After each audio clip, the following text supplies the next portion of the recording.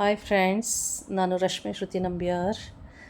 ಕೆಸದ ಗೊಜ್ಜು ಯಾವ ರೀತಿ ಮಾಡೋದು ಅಂತ ಹೇಳ್ಕೊಡ್ತೀನಿ ನೋಡಿ. ಕೆಸನ ನನ್ನ ಬ್ರದರ್ ಎಲ್ಲ ಕೇಳ್ತಾ ಇದ್ದಾರೆ. ನಮ್ಮನೆ ಮುಂದೆನೇ ಇರೋದು ಇದೆಲ್ಲ, ಕೆಸ ಎಲ್ಲ ತುಂಬ ಫ್ರೆಶ್ ಆಗಿದೆ.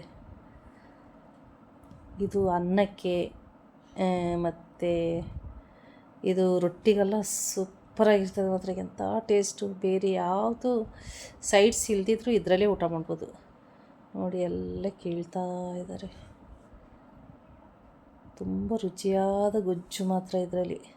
ಇದು ದಂಟು ಎಲೆ ಎರಡನ್ನೂ ಯೂಸ್ ಮಾಡ್ತೀವಿ ಆಯಿತಾ. ನೋಡಿ ಎಷ್ಟಿದೆ. ನಾನೊಂದು ಕೈಗೆ ಗ್ಲೌಸ್ ಹಾಕ್ಕೊಂಡು ಕ್ಲೀನ್ ಮಾಡೋದಾಯ್ತಾ. ಯಾಕೆಂದರೆ ಹಿಂಗೆ ಬರೀ ಕೈಯಲ್ಲಿ ಮಾಡಿದ್ರೆ ಫುಲ್ ತುರ್ಕೆ ಸ್ಟಾರ್ಟ್ ಆಗಿಬಿಡುತ್ತೆ.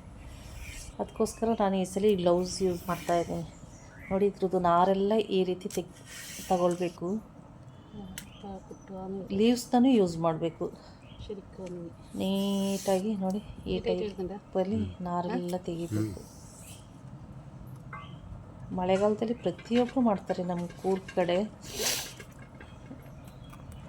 ತುಂಬ ರುಚಿಯಾದ ಒಂದು ಗೊಜ್ಜು, ನನಗಂತೂ ತುಂಬ ಇಷ್ಟ ನೋಡಿ. ಈ ಟೈಪ್ ಕಟ್ ಮಾಡ್ಕೋಬೇಕು ಲೀವ್ಸ್ನೆಲ್ಲ ನೋಡಿ.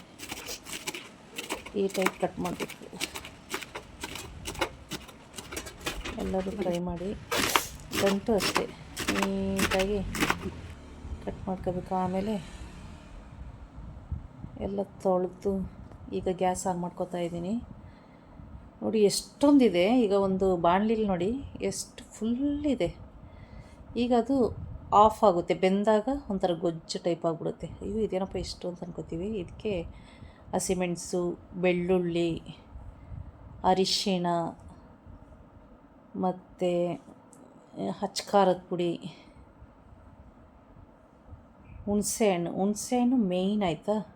ಅದ್ರ ಜೊತೆ ನಾನೊಂದು ಸ್ವಲ್ಪ ಉಪ್ಪು ಮಿಕ್ಸ್ ಮಾಡಿದ್ದೀನಿ. ಅದಕ್ಕೋಸ್ಕರ ಎರಡು ಮಿಕ್ಸ್ ಮಾಡಿ, ಉಪ್ಪು, ಹುಳಿ, ಖಾರ, ಇಷ್ಟೇ ಇಂಗ್ರೀಡಿಯೆಂಟ್ಸ್. ಕಮ್ಮಿ ಇಂಗ್ರೀಡಿಯೆಂಟ್ಸಲ್ಲಿ ನಾವು ಮಾಡ್ಬೋದು ನೋಡಿ. ಚೆನ್ನಾಗಿ ಕುದೀತಾ ಇದೆ ನೋಡಿ. ಎಷ್ಟೊಂದು ಎಲೆ ಇತ್ತು, ಇಷ್ಟ ಆಗಿದೆ.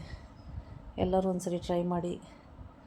ತುಂಬ ರುಚಿಯಾದ ಗೊಜ್ಜು, ನನಗಂತೂ ಭಾರಿ ಇಷ್ಟ.